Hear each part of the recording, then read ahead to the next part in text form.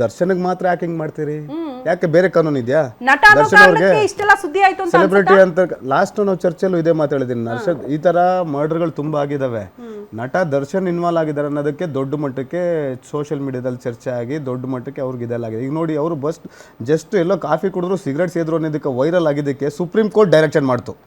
ಈಗ ಇದಾಗಿದೆ ಅಲ್ವಾ, ಈಗ ಸುಪ್ರೀಂ ಕೋರ್ಟ್ ಡೈರೆಕ್ಷನ್ ಮಾಡ್ಬೇಕಲ್ವಾ? ಡೈರೆಕ್ಷನ್ ಮಾಡಿ ಇವ್ರಿಗೊಂದು ಕಾನೂನು ಇಲ್ಲಲ್ಲ, ಇವ್ರಿಗೊಂದು ಕಾನೂನು ಇಲ್ವಲ್ಲ. ಏನ್ ಕೇಳಿದ್ರು? ನಿಮ್ಗೆ ಆಸ್ತಿ ಅಂತಸ್ತು ಕೇಳಿದ್ರೆ ಒಂದು ದಿಂಬು ಕೇಳಿದ್ರು. ದಿಂಬು ಕೊಡೋದಕ್ಕೂ 100 ಮಾತುಗಳು. ನಾನು ಒಂದು ಹಾಸಿಗೆ ಕೇಳಿದ್ದಕ್ಕೂ 100 ಮಾತುಗಳು, 100 ಕ್ವಶನ್ಗಳು, 100 ಹೆಂಗೆ ಅಂದ್ರೆ ಅವ್ರನ್ನ ಟೆರರಿಸ್ಟ್ ನೋಡ್ತಾ ಇದ್ದಾರೆ. ಅವ್ರ ಹಾಸಿಗೆ ದಿಂಬಿಗೆ ಕೋರ್ಟ್ ಕಟಕಟೆಯಲ್ಲಿ ಅಷ್ಟು ಬೇಡ್ಕೊಳ್ತಾ ಇದ್ದಾರೆ. ಜೈಲ್ಗಳು ಸುಧಾರಣೆ ಆಗಿದೆ, ಅಕ್ರಮಗಳಿಗೆ ಕಡಿವಾಣ ಬಿದ್ದಿದೆ, ಜೈಲ್ ಅಧಿಕಾರಿಗಳು ಅಲರ್ಟ್ ಆಗಿದ್ದಾರೆ ಅಂತ.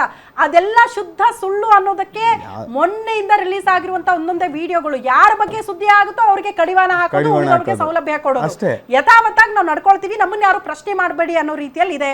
ಚಂದ್ರೇಗೌಡ ಸರ್, ಈ ವ್ಯವಸ್ಥೆನ ನೋಡಿದಾಗ ಏನ್ ಅನಿಸ್ತು, ಏನ್ ಹೇಳ್ತೀರಿ ಈ ಸಂದರ್ಭದಲ್ಲಿ? ಮೇಡಮ್, ಈ ಕಾನೂನು ಭದ್ರತಾ ವ್ಯವಸ್ಥೆ ಇದೆಯಲ್ಲ, ಸಂಪೂರ್ಣ ಅವ್ಯವಸ್ಥೆಯಿಂದ ಕೂಡಿದೆ ಅಂತ ನಮ್ಗೆ ಅನಿಸ್ತದೆ. ಯಾಕೆಂದರೆ ಈಗಾಗಲೇ ನೀವೆಲ್ಲ ಅರ್ಥ ಮಾಡಿಸಿದ್ರಿ. ಸಾರ್ವಜನಿಕರ ಟ್ಯಾಕ್ಸ್ ಹಣದಿಂದ ಸಾರ್ವಜನಿಕರಿಗೆ ಭದ್ರತೆ ಆಗಬೇಕು.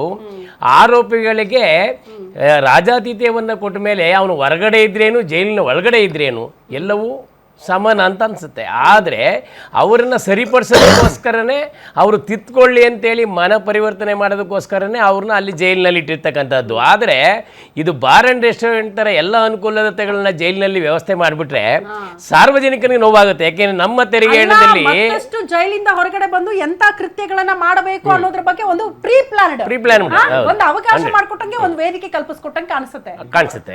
ಆದರೆ ಇದಾಗಬಾರ್ದು. ಇದಕ್ಕೆ ಸಂಬಂಧಪಟ್ಟಂಥ ಗೃಹ ಮಂತ್ರಿಗಳಿರ್ಬೋದು, ಈ ಜೈಲು ಅಧಿಕಾರಿಗಳಿರ್ಬೋದು, ಇಂಥದ್ದನ್ನು ಇದು ಆಗಾಗ್ಗೆ ಮರುಕಳಿಸ್ತಾ ಇರುತ್ತವೆ. ಇನ್ನು ಮುಂದೆ ಮರುಕಳಿಸ್ತಾ ಇರೋ ರೀತಿ ಈ ಗೃಹ ಮಂತ್ರಿಗಳು ಇದರ ಬಗ್ಗೆ ಕಟ್ಟುನಿಟ್ಟಿನ ಆದೇಶವನ್ನು ಹೊರಡಿಸಿ ಇನ್ನು ಮುಂದೆ ಆಗದೇ ಇರತಕ್ಕಂಥ ಒಂದು ಕ್ರಮವನ್ನು ತಗೊಳ್ಬೇಕು ಅಂತೇಳಿ ನಾನು ಸಾರ್ವಜನಿಕರು ಇದೇ ಮಾತನ್ನು ಹೇಳ್ತಾರೆ. ನಾನು ಸಾಮಾಜಿಕ ಕಾರ್ಯಕರ್ತನ ಕೂಡ ಇದೇ ಮಾತನ್ನು ನಾನು ಹೇಳೋದಕ್ಕೆ ಇಷ್ಟಪಡ್ತೀನಿ ಮೇಡಮ್. ಓಕೆ ಮೂರ್ತಿ ಸರ್, ನನ್ನ ನೇರ ಪ್ರಶ್ನೆ, ಆಗಲೇ ಅವರು ಸುಪ್ರೀಂ ಕೋರ್ಟ್ನ ಜಜ್ಮೆಂಟ್ ಬಗ್ಗೆ ಹೇಳ್ತಾ ಇದ್ರು. ನಟ ದರ್ಶನ್ ಅವ್ರ ವಿಚಾರದಲ್ಲಿ ನಾನು ಈಗ ಜಜ್ಮೆಂಟ್ ಕಾಪಿನ ಮತ್ತೊಂದು ಸಾರಿ ರಿವೈಂಡ್ ಮಾಡಿ ನೋಡ್ತಾ ಇದ್ದೆ. ಈಗ ಅವ್ರಿಗೆ ಜಾಮೀನು ರದ್ದಾಗಿರುವ ವಿಚಾರಕ್ಕೆ ಸಂಬಂಧಪಟ್ಟಂತೆ ಹೈಕೋರ್ಟ್ ತನ್ನ ವಿವೇಚನೆ ಬಳಕೆ ಮಾಡಲಿಲ್ಲ, ಹಂಗೆ ಜಾಮೀನು ಕೊಡ್ತು ಅನ್ನುವಂತಹ ವಿಚಾರವನ್ನ ಬಹಳ ಕಾರವಾಗಿ ಸುಪ್ರೀಂ ಕೋರ್ಟ್ ಉಲ್ಲೇಖ ಮಾಡ್ತು. ಅದ್ರ ಜೊತೆಗೆ ಪರಪ್ಪನ ಅಗ್ರಹಾರದಲ್ಲಿ ಅವ್ರಿಗೆ ರಾಜ್ಯಾತಿಥ್ಯ ನೀಡಲಾಗಿತ್ತು, ಹಂಗಾಗಿ ಬಳ್ಳಾರಿ ಜೈಲಿಗೆ ಶಿಫ್ಟ್ ಮಾಡಲಾಯಿತು ಅಂತ. ಇನ್ನು ಮುಂದೆ ಯಾರಾದ್ರೂ ರಾಜ್ಯಾತಿಥ್ಯವನ್ನ ಜೈಲಲ್ಲಿ ಕೊಟ್ಟಿದ್ದಾರೆ ಅನ್ನುವಂತಹ ವಿಚಾರಗಳು ಬಂದ್ರೆ ಇಡೀ ಗೃಹ ಇಲಾಖೆನ ಕಟಕಟೆಯಲ್ಲಿ ತಂದು ನಿಲ್ಲಿಸ್ತೀವಿ ಅಂತ ಇದೇ ಸುಪ್ರೀಂ ಕೋರ್ಟ್ ತನ್ನ ಆದೇಶದ ಪ್ರತಿಯಲ್ಲಿ ಉಲ್ಲೇಖ ಮಾಡುತ್ತೆ. ಈಗ ಇದನ್ನ ಪ್ರಶ್ನೆ ಮಾಡಕ್ ಆಗಲ್ವಾ ಸರ್ ಈ ವ್ಯವಸ್ಥೆ? ಮೇಡಮ್, ಖಂಡಿತ ಮಾಡ್ಬೋದು. ನಾನೇ ನೋಡಿ ಖಂಡಿತ ಮಾಡ್ಲಿಕ್ಕಾಗೋದಿಲ್ಲ ಅಂತ ಹೇಳಕ್ಕೆ ಬರಲ್ಲ ಇಲ್ಲಿ. ಈಗ ನೋಡಿ, ಸುಪ್ರೀಂ ಕೋರ್ಟೇ ಈ ವಿಡಿಯೋಗಳನ್ನ ನಾವು ಸುಪ್ರೀಂ ಕೋರ್ಟ್ ಜಡ್ಜ್ಗಳಿಗೆ ಫಾರ್ವರ್ಡ್ ಮಾಡಿದ್ರೆ ಅವರು ಒಂದು ಸೋಮೋಟೋ ಕೇಸ್ ರಿಜಿಸ್ಟರ್ ಮಾಡಿ ಯಾರು ಜೈಲ್ನ DIG ರ್ಯಾಂಕಲ್ಲಿ DIG ರ್ಯಾಂಕಿಂದ ಹಿಡಿದು ಪ್ರಿಸನರ್ ರ್ಯಾಂಕ್ವರೆಗೂ ಅಲ್ಲಿ ಆಫೀಸರ್ಗಳು ಇರ್ತಾರೆ. ಅವ್ರ ಮೇಲೆ ಆರೋಪ ಹೊರಿಸಿ ಅವ್ರನ್ನ ಸಸ್ಪೆಂಡ್ ಮಾಡ್ಬೋದು.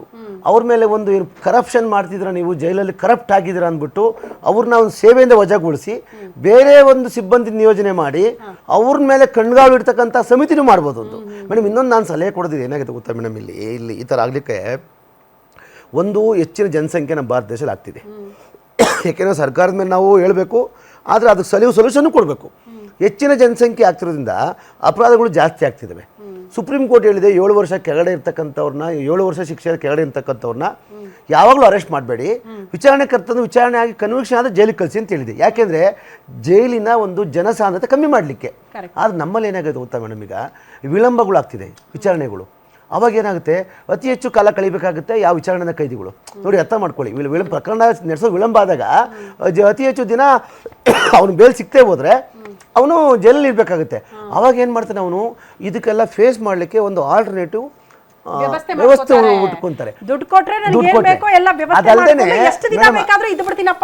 ಅದಲ್ಲದೆ ಕೆಲವು ಕಂಟ್ರಿನಲ್ಲಿ ನಮ್ಮಲ್ಲಿ ಅದು ಇಂಡಿಯಾದಲ್ಲಿಲ್ಲ, ಅಥವಾ ನನ್ನ ನಾಲೆಡ್ಜಿಗಿಲ್ಲ ಇರ್ಬೋದು, ನಮ್ಮ ಕರ್ನಾಟಕದಲ್ಲಂತೂ ಇಲ್ಲ.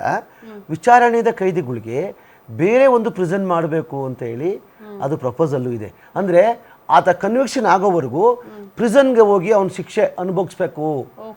ಅಥವಾ ಆ ಥರ ಮಾಡಿದಾಗ ಏನಾಗುತ್ತೆ, ಸ್ವಲ್ಪ ಸುಧಾರಣೆಗೆ ಬರುತ್ತೆ. ಅವಾಗ ಈ ವಿಚಾರಣೆ ಕೈದಿಗಳನ್ನ ಮಾನಿಟರ್ ಮಾಡೋದು ಅಥವಾ ಶಿಕ್ಷೆಗೆ ಒಳಪಟ್ಟ ಕೈದಿಗಳನ್ನ ಮಾನಿಟರ್ ಮಾಡೋದಕ್ಕೂ ತುಂಬ ವ್ಯತ್ಯಾಸ. ನೋಡಿ, ಈಗ ದರ್ಶನ್ ವಿಚಾರಣೆ ಕೈದಿ, ಉಮೇಶ್ ರೆಡ್ಡಿ ಕನ್ವಿಕ್ಟೆಡ್. ಹೌದು ಅದು 9 ಪ್ರಕರಣಗಳಲ್ಲಿ ಅಲ್ಲ ಕನ್ವಿಕ್ಟೆಡ್, ಅವನು ಶಿಕ್ಷೆ ಸಾಬೀತಾಗಿದೆ. ಈಗ ಅಲ್ಲಿ ಜೈಲ್ ಒಂದೇನೆ, ಜೈಲ್ ಅಧಿಕಾರಿಗಳು ಒಂದೇ. ನೋಡಿ ಇಲಾಖೆ ಬದಲಾಯಿಸಿ ಅಂತ ಹೇಳ್ತಿಲ್ಲ, ನೋಡಿ ಸಾಕಷ್ಟು ಯೋಜನೆಗಳು ಮಾಡ್ತೀರಾ.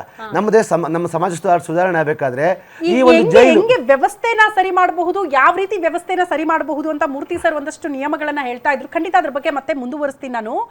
ಜೊತೆಗೆ ಈ ಜೈಲಿನ ಅಕ್ರಮಗಳನ್ನ ತಡೆಗಟ್ಟಬೇಕು, ಇಲ್ಲಿ ಸರಿಯಾಗಿ ಎಲ್ಲ ವ್ಯವಸ್ಥೆಯನ್ನ ನೋಡ್ಕೊಳ್ಬೇಕು ಅಂತ ಎಷ್ಟು ಅಧಿಕಾರಿಗಳ ನೇಮಕ ಆಗಿರುತ್ತೆ, ಯಾರ್ಯಾರ ಅಂಡರ್ ಅಲ್ಲಿ ಈ ಜೈಲುಗಳ ನಿರ್ವಹಣೆ ಆಗುತ್ತೆ, ಆ